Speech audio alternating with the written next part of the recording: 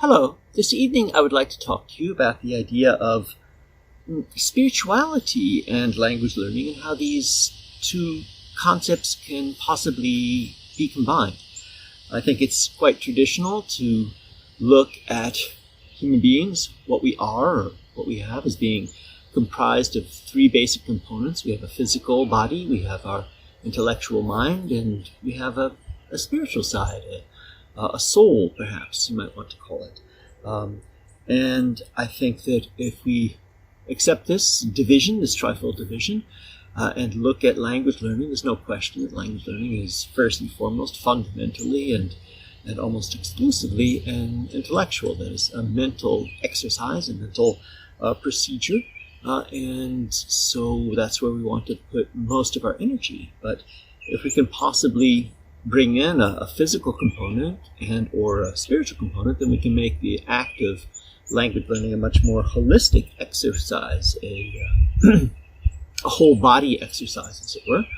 And we might want to do this because we're interested in it as such, and even if we're not, we might want to think of this, well, the more motives we have, the more language learning can be a long, hard slog. And the more facets we have to keep our interest and our drive at high, the more likely we are to succeed at it. So if you can possibly bring in a physical side and a spiritual side to a fundamentally mental exercise that's difficult, you probably have a greater chance of succeeding at it. So I've made, over the years, I think, and recently too, a number of videos and talked about ways that you can bring the physical side into this basic mental exercise of expanding your memory by learning new vocabulary and expanding your understanding by learning new forms and the like. You can bring in a physical side in many different ways. First and foremost, I've talked about shadowing, which I have always recommended as doing walking rapidly outside. And I've talked about what I tongue-in-cheek call polysthenics, moving around. You don't need to sit at your desk right here holding a book. You could stand up and you can walk around holding the book and do some squats or something when you're moving around. And incorporating this degree of movement, I think, not only reduces distraction and oxygenates your brain, but also associates a degree of physicality to what you're learning, which makes it easier to retain. That's easiest, I think, to achieve, which is what I've always talked about in my scriptorium exercise. The act of writing things out by hand really does do something to the memory that just reciting things or trying to memorize them moving silently does not. And I've also talked recently to people in my academy about this works particularly well with memorizing the hanja, the Chinese characters. If you do sort of full body air writing of the characters, really gesticulating and remembering the movements that are involved in various stroke orders. So there are obviously some ways that you can incorporate physicality into this mental, intellectual task of language learning. But how about spirituality? The idea of attaining salvation or enlightenment through language learning is obviously absurd, but tapping into that area, tapping into that resource of that basic area of that trifold division of our entity, of saying, well, apart from my physical self and my mental self, perhaps I have something that is attuned to or can perceive something more, something higher, something external. If I believe in God, or if I believe in karma, how can I possibly link my linguistic studies, my language studies, to this area? I think, first and foremost, something that not everybody believes in soul, or even the mind. I mean, pure materialists think that everything is just the body, and when it goes away, it's gone, and the mind is a function of the body, and the soul is a delusion. But if you don't think that, if you do think that there's a mind that's independent of the body and the soul that might perhaps be eternal or live past the passing of the body, if you believe this kind of thing, it's easier to tap into this kind of notion of spiritual language learning. But even if you don't, I think it's possible to find yourself tending in this direction. The main way that you can then get into spiritual language learning is by your choice of languages, the actual languages that you learn. There are, among the thousands of languages on the planet, there's a couple of dozen, perhaps, that might be considered sacred languages. They didn't start out this way necessarily, obviously, but just by their use and what they have. I mean, if you're interested in learning New Testament Greek or Biblical Hebrew, you're obviously going after reading scripture. If you're interested in learning Pali, and I'm not sure that there's much to read in Pali besides the Buddhist canon, you're obviously going to get into that area. If you're interested in ancient Egyptian or Mayan hieroglyphs, in either case, hieroglyphs means sacred script, sacred writing. You're looking at writing things that people who originally wrote them believed were sent from above, sent divinely. And so writing these glyphs of figures of the gods' faces and the like has got to get you thinking along these lines. Beyond these languages that might have come down now as being purely sacred languages, there are other languages. The main handful of what we can call the pure cultural languages of the various major civilizations. Latin and Greek for Western civilization, Arabic for Central Islamic, Middle Eastern civilization, Sanskrit for Indic civilization, Classical Chinese for East Asian civilization. All of these languages have vast repertoires of literature that is not sacred, but yet all of these are sacred languages. Latin is the official language of the Church. It's the language in which most theology has been written. I think arguably the Jerome Vulgate version of the Bible is culturally and historically more significant than either the Latin, the Greek, or the Hebrew versions of it. Arabic, if you are any kind of Muslim who is not a native Arab, and the majority of Muslims on this planet are not native Arabs, you need to learn Arabic to read the Quran, to understand the Quran, to recite the Quran. Sanskrit is the language of Hinduism, the original language of the of the Buddhist text before Pali and classical Tibetan came in and took over. And then these languages have all been translated for Buddhism also into classical Chinese. So in any of these major languages that you might want to tap into for the sake of getting at the core classical historical languages of these major civilizations, you could easily get interested in Sanskrit, say, for comparative linguistics, for philology, for wanting to know the ancient languages, from the cultural base. Latin, likewise, you might start with the Romans and look at all these things, but you're opening yourself up to their use as sacred languages in every case. So even beyond this, I mean, any language, not any and every, but many languages, German, Spanish, tons of theology have been written in these. And if that's your goal when you're learning these languages, is to read theological, spiritual type texts, you can kind of tap into this the same way that you might for a language like New Testament Greek or Pali or again, the liturgical aspects of Latin or Sanskrit. So the first way that you might either deliberately aim for some sort of sacral, spiritual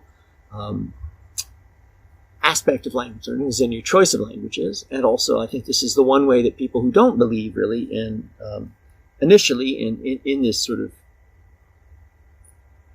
trifold division in this aspect of a spiritual side of us might get induced to this, because if you start out learning Latin or Sanskrit for these other reasons and then you are open to the reading of these texts, you might get induced or lured into these sacral aspects. But I think that for the most part, if you want to explore adding a spiritual realm to your language studies for the sake of greater success, because it's a more holistic process and greater sustained interest. I think it's a question of attitude. If you have the attitude, again, going back to the physicality of languages for another instance, we take for granted, all of us, just as we take for granted walking, we take for granted talking. There is that physical aspect of languages. I mean, try to learn a language blind, deaf, and dumb. You can't do it. There's a fundamental, basic physical side to it, but we take that utterly for granted, just like we take walking for granted. And both of these things until we have a stroke, and we have to relearn to do these things, and we realize how difficult they are. We're not born speaking. We're not born walking, but these aspects are there. So likewise, if you study any kind of prehistory and anthropology, and just think about the fact of what we're told now scientifically about how long we as a species have been around, Homo sapiens, 200,000 years. How long have we been talking with any kind of demonstrability? Maybe 40, 50, 60,000 years. So language is also something that we as a species learn to do. There's a mystery to language. And if you can keep that in the forefront of your mind, if you can think of your language learning, not even necessarily as a polyglot, not even necessarily going after one of the sacred languages, but any language that you're learning, to think about the mystery of language, and just keep that in the forefront of your mind. Over and against thinking, as most people do, language is, it's a skill, it's an ability, it's a set of vocabulary and grammatical rules and all these things that I need to drill. Yes, it's all that. But you can also think of language as basically the mystery of words, the mystery of being able to articulate thoughts in a way that I started this video out with my dog, Sophie, here. In most of my videos, I've got my cat, Merlin, on my lap. And these are clearly intelligent, sentient beings, but they don't have language the way we do to express things and to think of things. So this is something that we have. Any language that we're learning, we can tap into this.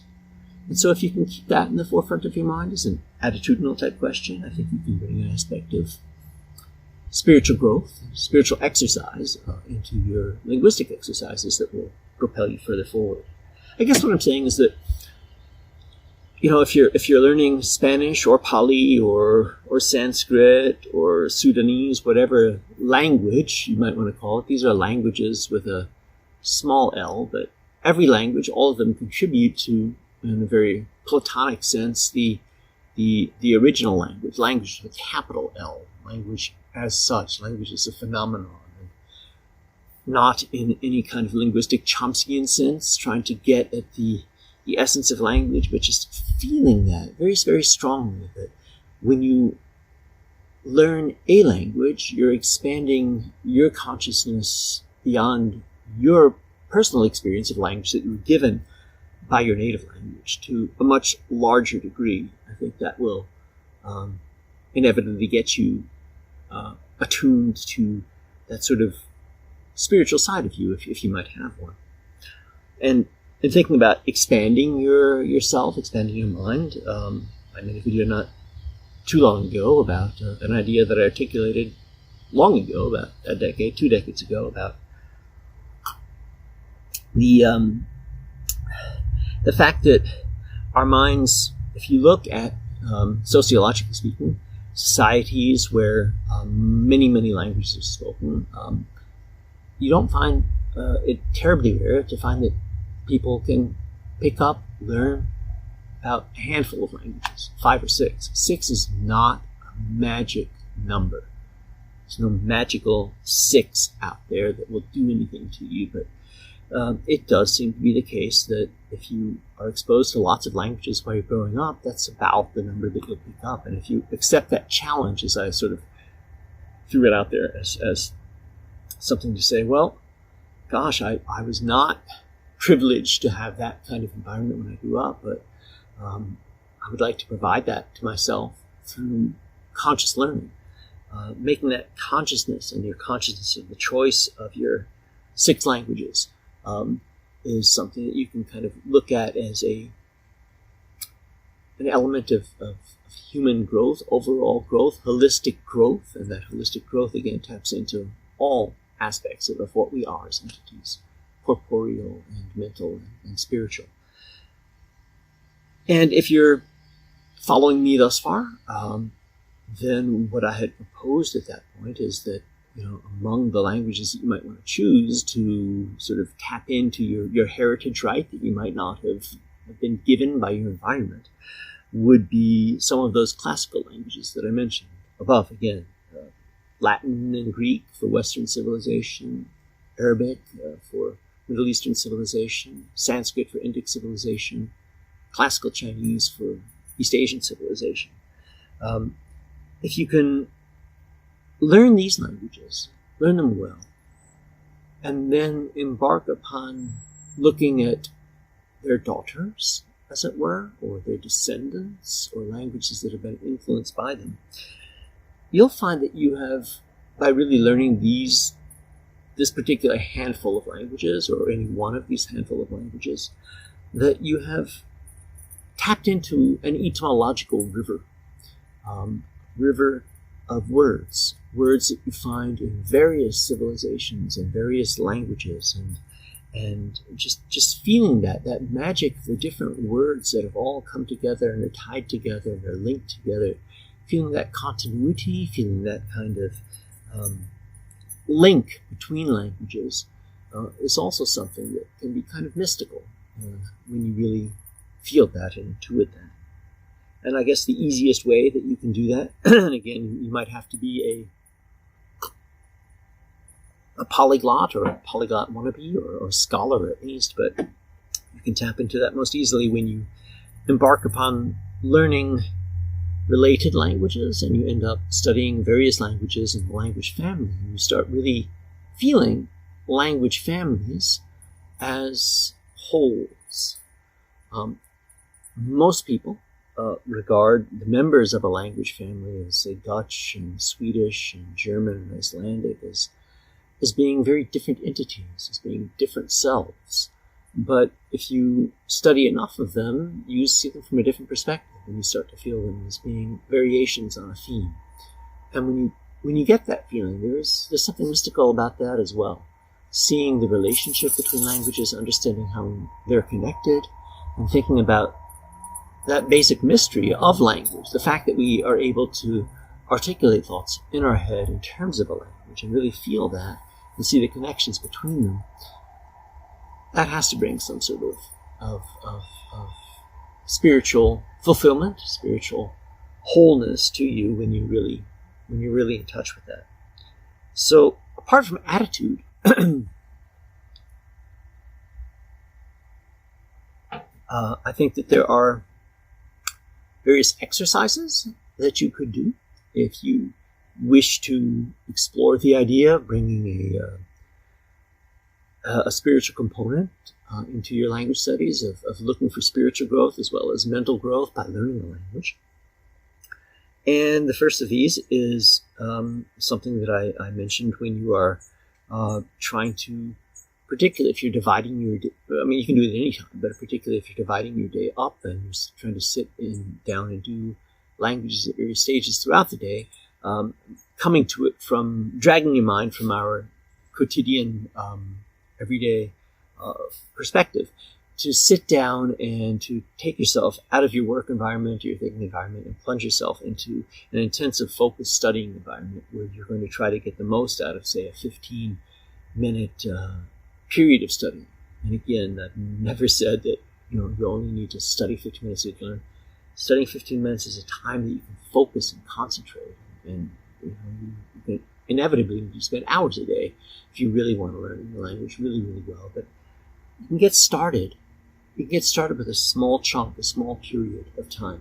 But if you're pulling yourself out of your everyday existence and out of your busyness and out of all that you're doing every day, it behooves you to sit down and, depending on your belief system, your background, if you're an Abrahamic religion believer in prayer, well, pray before you study. Ask, for intentionality. Ask to be able to focus. Ask to keep your mind totally focused on the task. If you are interested if you're involved mentally and spiritually in your heart and in your soul with ideas of, of, of Buddhism or Hinduism or any kind of thing that focuses on meditation as a way of centering yourself. But then before you study, before you learn languages, meditate. And going straight from meditation into study, or straight from prayer into study, is a way of really centering yourself in that spiritual realm and taking the spiritual realm and having it lapse into the mental realm. Apart from that, I think that there is another really, really powerful exercise that anybody could do, but I think that people without that spiritual sensibility particularly will find it kind of frustrating. But if you can tap into that spiritual side, I think it's an exercise that you can find liberating and interesting and fruitful. And that is, it's actually easiest to do, not when you're a raw beginner, but it's almost easier to do when you are not so advanced as when you are more advanced. And that's what I would call thinking without words, because that's what dogs and cats must do. That's what we must have done, human beings, Homo sapiens, before in the first 150,000 years of our existence. Thinking without words. I mean, if you're at all like me, you have a constant monologue going in your head. My mind is ever abuzz, and if I stop, I can articulate what I'm thinking. I've got languages going in there. I'm thinking in English or German or Spanish or French or Latin. I'm always thinking. I can articulate, spit out what I'm thinking, what my brain is masticating on my tongue, even if I'm not actually articulating it. I'm always thinking in terms of a language. So this exercise of thinking without a language, thinking without words, involves, it really is done best as I'm doing, I think, here outdoors, even not on my back porch, but more back there in the woods. So if you can go and sit out there and just say to yourself, I'm taking this time period. You might want to have a stopwatch in front of you. You might not. You might want to just look at until you do this. You say, I'm just going to sit here. And this language that I'm learning, be it Sanskrit or Pali or Latin or Lithuanian or whatever language you're learning, I do not have the vocabulary or even the grammatical structure or knowledge to really articulate my full thoughts. And normally, if I were trying to have a conversation, that would be very frustrating. I couldn't do it. But right now, I'm just going to sit down here outside in the woods, and I'm going to relish that fact. I'm going to sit here, and I'm going to say, I am not going to allow myself to lapse back into my native language. I am purely sitting here and thinking whatever I can in the language that I'm learning. Be it a sacred language or a language that I'm using for sacred purposes, to read theology in it, or just a language that I'm trying to expand my knowledge of capital L versus small l and feel the mystery of language. I'm going to sit here and I'm not going to get frustrated by the fact that I cannot articulate every thought and that I do not have the words to say it. I am not going to allow myself to slip back either into my native language or some other language that I can do it in. I'm just going to be. I'm just going to sit here and think, and I'm not going to allow my brain to switch back into that verbal mode of needing a dialogue, a monologue to articulate the thought that I'm having. I'm going to sit here and I'm going to have my brain stay focused on an idea that even if I don't have words for it, I can somehow conceptualize it. I can somehow feel it. So that exercise of thinking without words, of not allowing yourself to slip back either into your native language or another language that you do know well when you can't articulate what your brain wants to say, but just staying there and staying focused on the thought and not getting frustrated because you're not trying to have a conversation with anybody, but because you're sitting by yourself in the woods, just being, is a very powerful way, I think, of tapping into the spiritual side of language. And if you can do these kind of exercises of praying and or meditating before you study, and taking the time to think without words, if you can, that's the start for anybody. You don't need to be a polyglot or a polyglot wannabe to do that, but if you are, and you have many languages that you're trying to learn, I guess the final way that you could try to tap into that spiritual realm of language learning would be to structure your overall studies with the same kind of discipline and systematic regularity that a monk would do in a monastery.